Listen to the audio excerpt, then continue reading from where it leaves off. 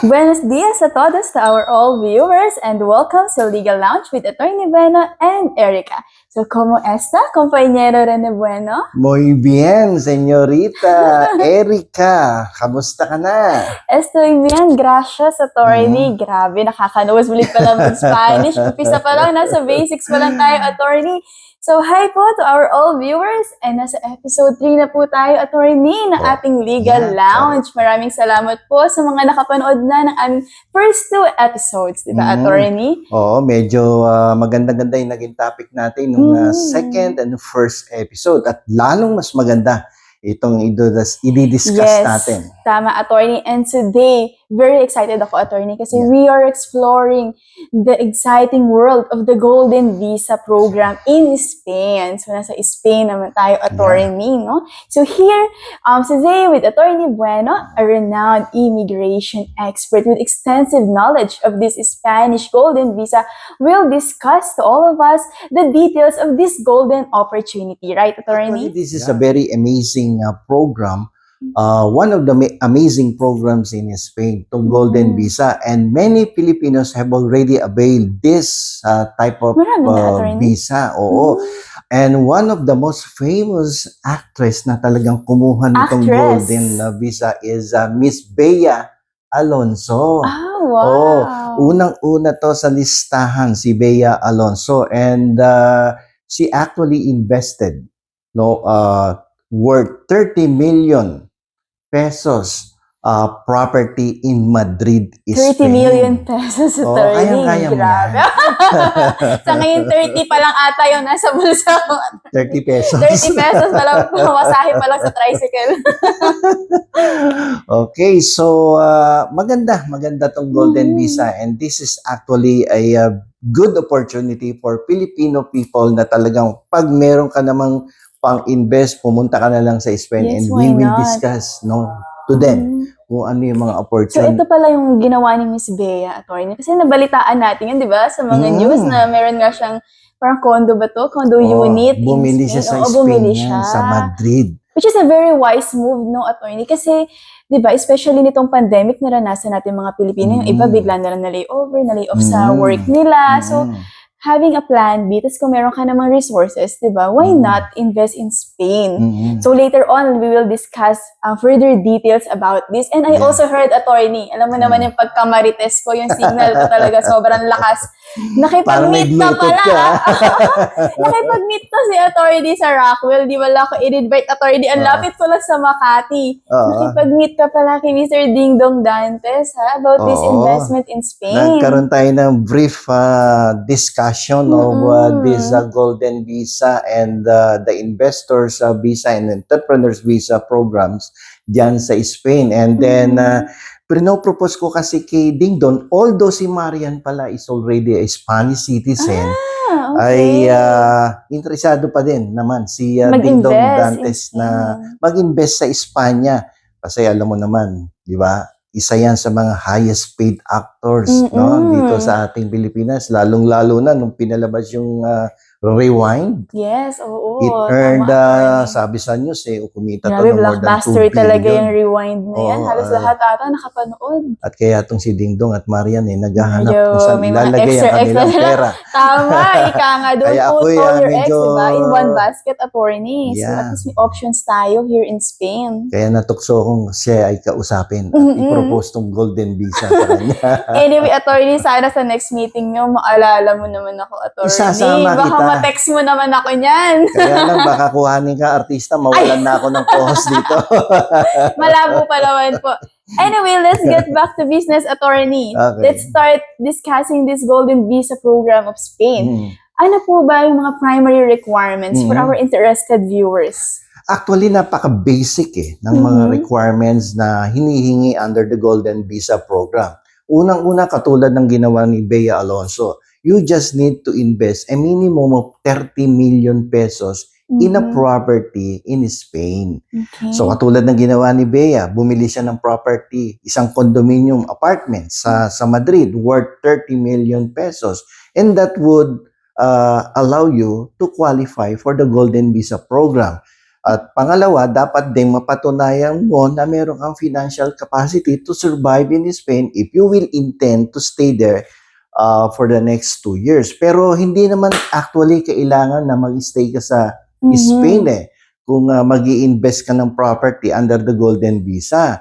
Ang requirement lang naman talaga is for you to at least stay for a day in a year, no, for the next 5 years, no, and then you will qualify to get that permanent residency and then file. Not necessarily 2 years na, attorney. Magka-qualify ka din naman sa citizenship. Pero kung gusto nga ni Bea na maging Spanish citizen kagad, she needs to stay in Spain for 2 consecutive years. Uninterrupted yan. Dapat mag-stay hindi ko lang siya doon sa alisan Spain. talaga yan. Walang alisan since medyo may mga commitments to si Bea Alonso dito sa Pilipinas, yung mga TV programs, pelikula. So, hindi niya siguro kakayanin na mag-stay for 2 years. Oo. So, another option is just go to Spain at least once a year for the next 5 years and then magiging qualify yan for the citizenship.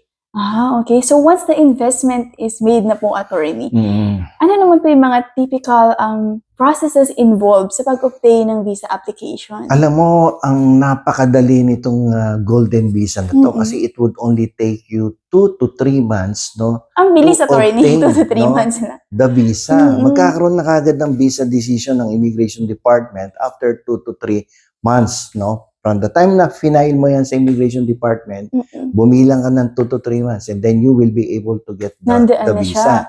Oo. Mabilis lang naman siya. Para ka lang nag-apply din ng tourist. Oo nga, attorney. No, parang mas matagal pa maghintay ng package galing sa international package. Okay, so attorney, nasa visa application na tayo. Baka hindi pa alam ng mga viewers natin ano yung mga benefits nito talaga ni Golden Visa. Can you elaborate on that, attorney? Yes. The one good thing about this Golden Visa is that if you are married or you have a live-in partner, you can bring your spouse or live-in partner in Spain. Maisasama mo siya kagad. No LDR and na then, naman to. walang LDR yan. Hindi uso ang LDR. Hindi uso LDR dito sa programa na to. Kung may kalibin, kung may asawa ka, whether you are legally married or not, basta mapatunayan mo that you are living together as husband and wife, pwede mo na siyang isama sa Espanya. Bitbitin mo na. Tapos siyempre, kung nagkaroon na kayo ng mga anak, pwede mo ding isama ang iyong mga minor dependent children. Kahit minor pa. Oo. Yun nga ang priority ng Spain. Dapat yung mga dependent children, yung mga minor de edad, pwede mo na silang isama. And then they can avail of the other benefits like free education in Spain. Who are eligible naman po for this program, attorney? Any nationality ba? Lahat ba ng mga kababayan natin pwede mag-apply nito? Almost all nationalities ay qualified to join this Golden Visa program.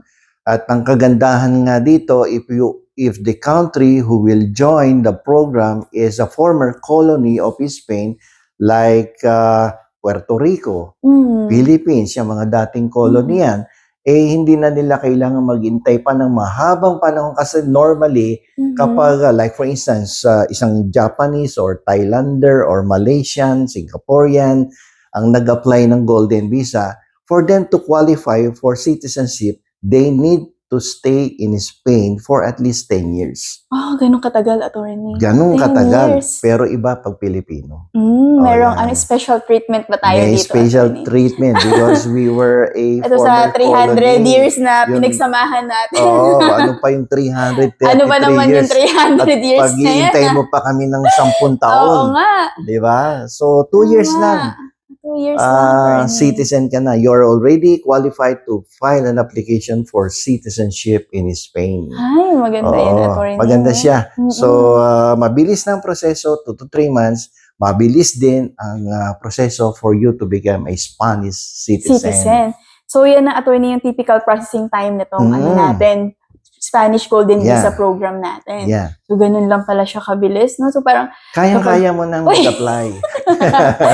baka mamaya ngayong gabi may makapanood, makapag-isip-isip, no? 2 to Oo. 3 months, nasa Spain na pala kayo bigla. Oo. Nag-inquire lang sa atin, after 2 months, Yeah, papunta kasi- na ng Spain. Di ba, maalala mo, Mm-mm. last June of this year, we had this applicant Mhm. from Cagayan de Oro City Yes. who got married with an Australian engineer. Mm. And then nakita nga nila tayo sa TikTok at naging interesado about the Golden Visa. Itong Pilipina na to, na ang pangalan si Ann, na Mhm. married sa isang Australian engineer, ay tinawagan ako at paano daw ba ang proseso dito sapagkat gusto na nilang tumira sa Espanya at ipagpatuloy ang karir nila sa Spain. At kung meron nga daw tayong mga available list of properties no sa Espanya, sabi ko, we have affiliation and connection and partnership with different development real estate development Yes. companies sa Espanya, whether it is in Madrid, Barcelona, Seville, Valencia, Mallorca, Marami silang pagpipilian Alicante, dito. or Saan Murcia. ba nila gusto? You name it, Mm, we you have name it. We have it. Ayan.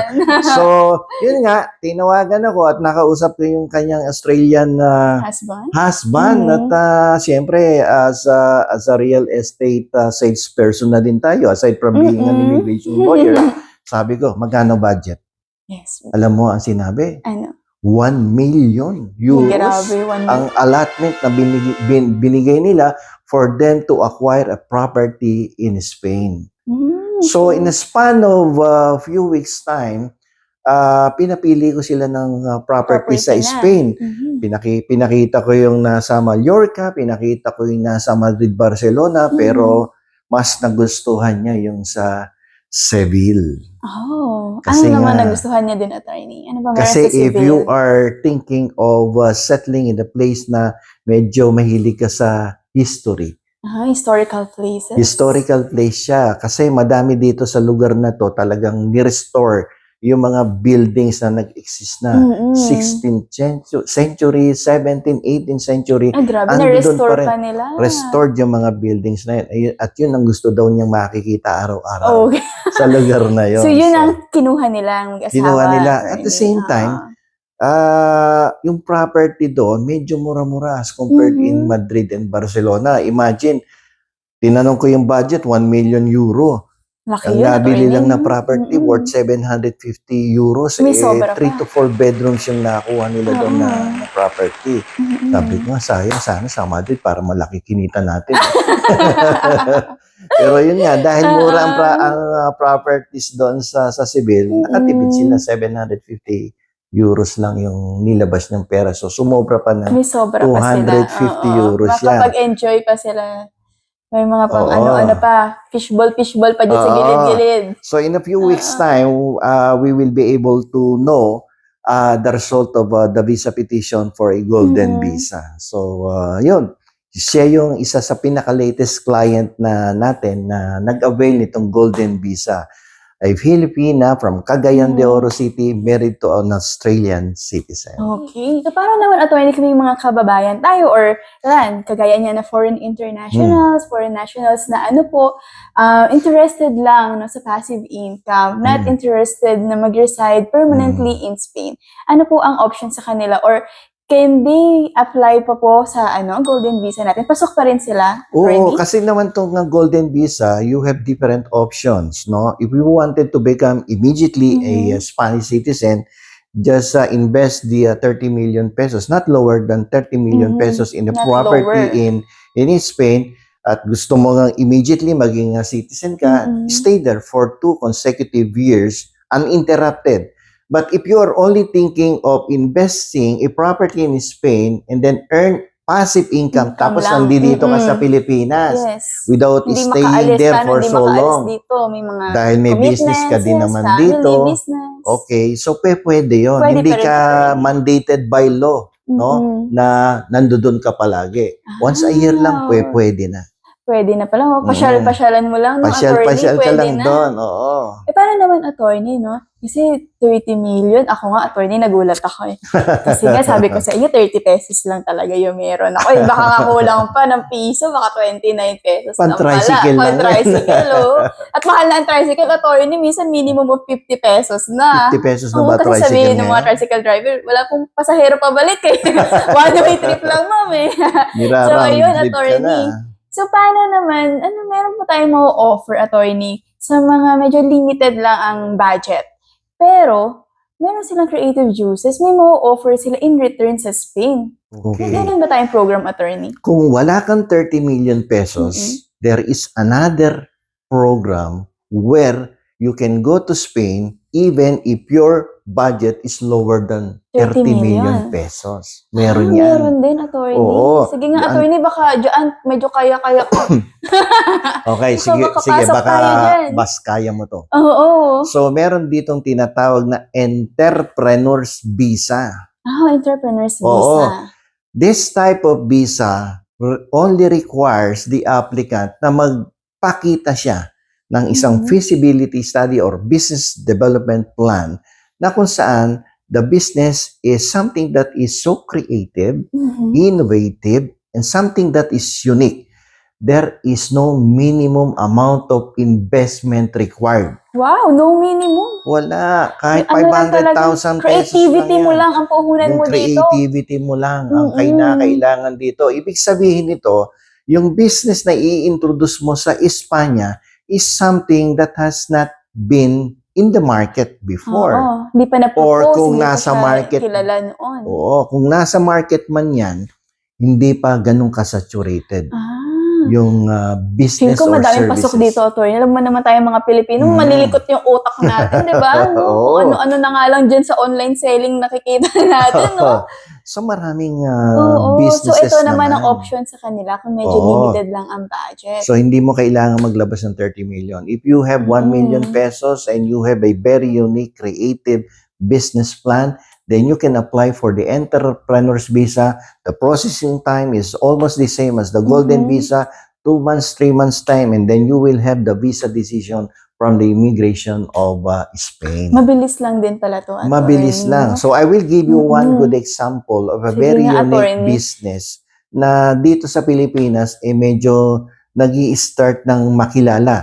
Alam mo yung crayfish farming, Actually, attorney, hindi ako familiar talaga dyan sa pero nakakain ka na ng lobster. Yes, attorney. Hipon. Yes po, oo, nakakain na ako. Yan ay kamag-anak ng crayfish. Ay, ganun. Sapagkat Magpinsan ba sila? Mag-utol ba? Ano ba? Magpinsan yan. Magbayang Pinsang ba buo. to? Pinsang buo. Pinsang buo yan ng lobster. Okay. Kasi yung lobster, mga ganyang kalaki yan eh. Mga mahigit sandang yan, di ba? Opo. And ang mahal-mahal yan sa farmers. Oo, totoo. Itong attorney. crayfish naman, paliitin mo mga 7 inches to 8 inches Ayan. length. Yun ang tinatawag na crayfish. At ito ay madaling buhayin daw dahil fresh water to. At ito ay nagsisimula pa lamang sa ating merkado. At napakagandang pasuking negosyo sapagkat maliit ang puhunan. 50,000, 100,000 As low pesos. as 50,000. Then you can have your startup crayfish farming business. And this is not yet available in Spain. Ganun, attorney. So, Kung meron man yan, maganda pala i-propose nag-uumpisa to, pa rin no? lang din sa Espanya yan. At mabubuhay to doon, Mabubuhay dahil tong crayfish farming, kailangan lang nito maganda-gandang temperatura na parang bagyo pero may sikat ng araw. Ang ganda ng Parang klima sa sa Espanya. Parang ano din to parang bagyo na malamig, tapos may araw na sumisikat. Yun ang gustong-gusto nito mga So, buhay crayfish. talaga tong crayfish natin Mabubuhay doon. dito. At maliit ang puhunan, pero pag binenta mo sa market, magkano 1 kilo? 2,500 to 3,500 pesos. Bawiin mo na agad yung per 50,000 kilo. Biruin mo kung nakapag-produce ka ng 100 kilos Oo doon sa nga. harvest mo. Magkano na Bawi yun? mo na. So kung madidevelop pa lamang to, no, and then gumawa ka ng different kinds of cuisine involving this crayfish, definitely magandang ipresenta sa immigration department and chance of getting the visa approved is Tama. greater. Ayan, sa mga viewers natin, binigyan pa kayo ni attorney ng idea kung ano ipopropose Actually, nyo. yung mga nagke-crayfish farming ngayon, pwede panoorin nyo pala sila, itong no, video attorney? namin ngayon.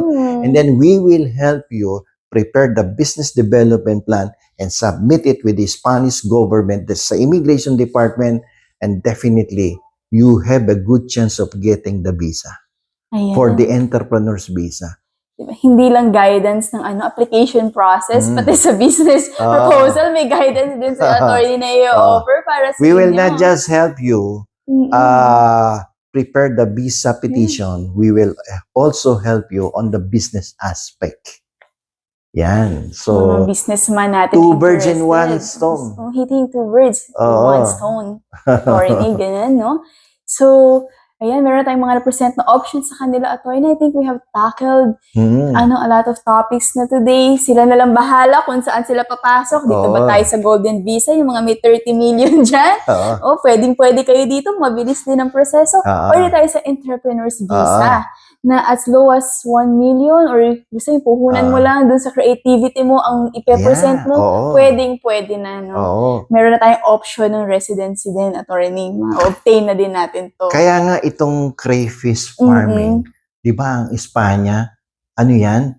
Ang kanilang culinary, ang kanilang hilig sa pagkain, gano'n na lamang, di ba? Yes. So, masasarap magluto yan. Yung mga mechado, menudo. Ay, ayan, attorney. Diba? Familiar tayo dyan. Morcon. Dito sa Philippines, parang na-adapt na din natin yung cooking style. Kaya kung i-introduce mo tong crayfish farming at mag-invento ka ng isang sangkap, no, involving this crayfish, definitely. Kasi ang lasa nito, mas masarap pa sa lobster at alimango At mura. Mura pa. Hindi ka kailangan gumastos ng pang-lobster na price. Di ba, attorney? Oo. So, we have tackled a lot today. I think it's time to wrap up na, attorney. But before we wrap up this episode, attorney, na since ikaw siguro nakailang balik sa Spain, attorney, nakakaingit ka talaga. Ano po ba yung one thing that you most love about this country? Bakit mo siya pinipilit i-promote sa mga kababayan natin? Based on your personal experience po. Alam mo, kasi ang Espanya ay parang hindi na iba sa atin, no? Nabanggit nga natin kanina during the last episode na ang Espanya ay nanirahan dito sa ating bansa for the last almost 333 years. So, ang kultura ay hindi nagkakaiba. Almost same lang, walang culture shock. Pagdating sa ugali, sa behavior, almost the same. Ang attitude, ang behavior, almost the same. So, kapag pumunta ka sa Espanya, hindi ka maliligaw at walang culture shock. Yun, walang culture shock. Walang culture shock. Usually kasi dyan tayo nadadali pag nasa ibang bansa. Attorney, ang hirap pag parang hindi mo alam paano mga pauli sa mga tao sa paligid mo. Pero ito sa Spain, dahil medyo familiar na tayo sa culture ng Spain, walang culture shock. So, that's all for today, folks. Sa aming mga viewers, we hope you enjoyed itong opportunity nito na ino-offer namin sa Spain. So, if you're considering, baka nag-iisip kayo saan yung magandang ilagay yung pera ninyo or may mga nag-iisip yung mga sobra-sobrang pera ninyo. Mga may sobra-sobra dyan.